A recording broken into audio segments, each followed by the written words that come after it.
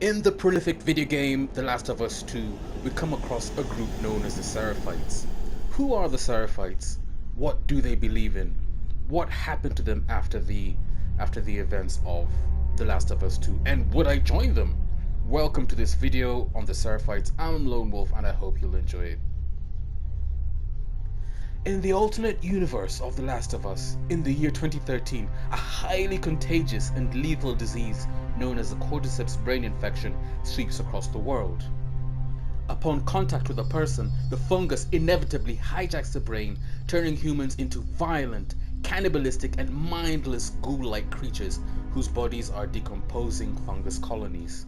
Within a year, 60% of the world's human population has been infected and killed by the CBI. In the decades following the outbreak, as anarchy became the norm around America, one woman stood out in her community.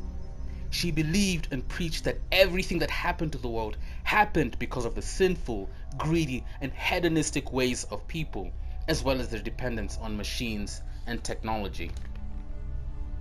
She believed furthermore that the plague and the demons it turned people into had been brought precisely to cleanse the world of all the sin. She believed that the only way to be safe in the new world from the plague was to live as seraphites, angels, pure in heart and mind, above other creatures and away from towns, cities, and all the trappings of the old world. Her teachings gained popularity as more followed her methods and principles of survival in the Seattle suburbs. A community espousing her as savior and calling themselves seraphites flourished in the rural areas of Seattle. By 2038, the seraphites were numbering more than 1,000, had built a hometown called Haven on an island off of Seattle, and had built numerous outposts and villages. What do the seraphites believe in? They believe that the prophetess was a messiah and that her teachings were the truth. The second belief is in the prophetess's monist teachings. I'm convinced that the seraphites were monists. They saw heaven and hell, good and evil, angels and demons as existing in and along one dimension, such that heaven and hell, as well as the physical world, angels and demons, all exist in the here and now, in this dimension that we can see, feel, hear, and touch, and that the wages of sinful behavior or sinful action were observable illnesses manifesting as these demons or infected people. Although there's no mention of God in The Last of Us, reverence and submission to nature is a pervasive theme. Another thing that the seraphites believed in was an ascetic notion of good and bad. Bad, from an ascetic perspective, being that pursuing individual desire is bad, lust and greed is bad, material trappings are bad, the material trappings of the old world, e.g. mobile phones, laptops, TVs, machines, cars, electricity, and all these technologies. And good was self-denial, fitting into nature, fitting into community, opposing one's desires, opposing one's urges, and living a simple life. We see this evidenced in the letters that are left by some members of the Seraphite community, where they talk about, striving for the simple life and having very few needs. Another belief that the Seraphites had is in following tradition and not veering away from a tradition of depending on living off the land, etc., etc. What practices did the Seraphites have?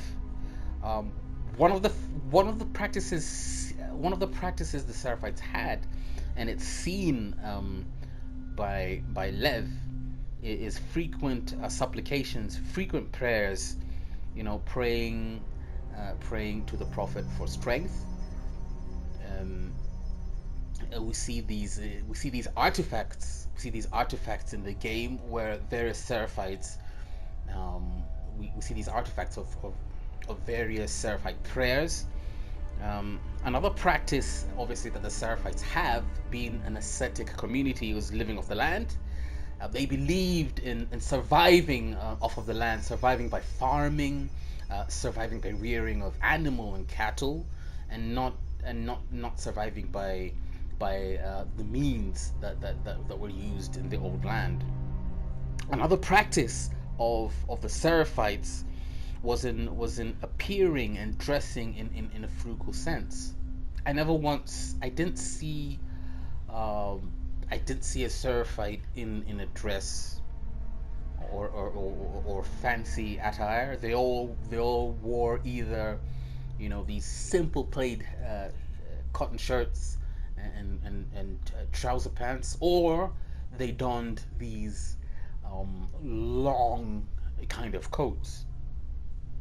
Another practice that the seraphites have um, was the women braiding their hair and the men shaving their heads.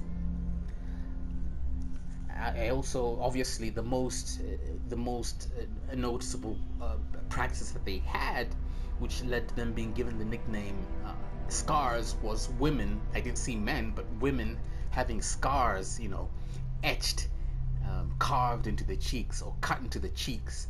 And in the game, there's actually an artifact of a father who writes a letter to his child. I don't know if it's a daughter or a son, and he talks about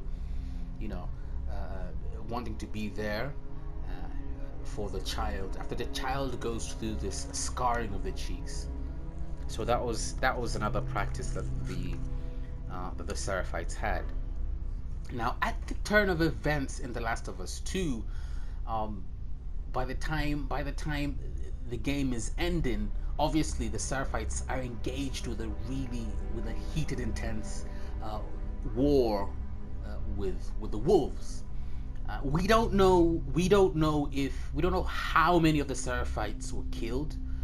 We know that there were heavy losses on both sides.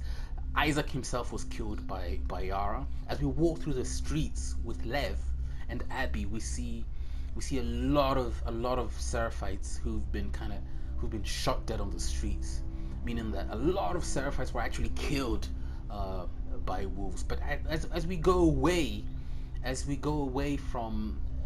escape the island with Lev, we see actually a lot of Seraphites remaining, on the shore, actually killing a remaining amount of wolves. So it's safe to say that by the end of the game, there was a significant Seraphite community survived. We don't know what happened after that. We don't know if they split up. We don't know if they splintered. But there was a significant Seraphite population that survived the wolf raid or the wolf attack. We also, by the way, don't really know what happened to the wolves after the death of Isaac, but it's safe to say, with the wolves being a very large community, that most likely another leader replaced Isaac, and the Seraphites found another leader or other leaders to replace and continue leading the remaining communities. Now, would I join the Seraphites? I really admire the Seraphite principles. I admire their beliefs, but I'm not an ascetic person by nature. I'd be more inclined to join the Fireflies. I'm not into conforming with tradition. I'm not into conforming to authority and seeking permission from leaders and all that kind of stuff. I believe highly in pursuing science. I admire science. I believe science is salvation. So I really wouldn't see myself, if I was born at that place and time, willingly following the seraphites. Maybe as a means of survival, if there was nothing else. Thank you very much for watching this video. I really hope that you did enjoy. Thank you.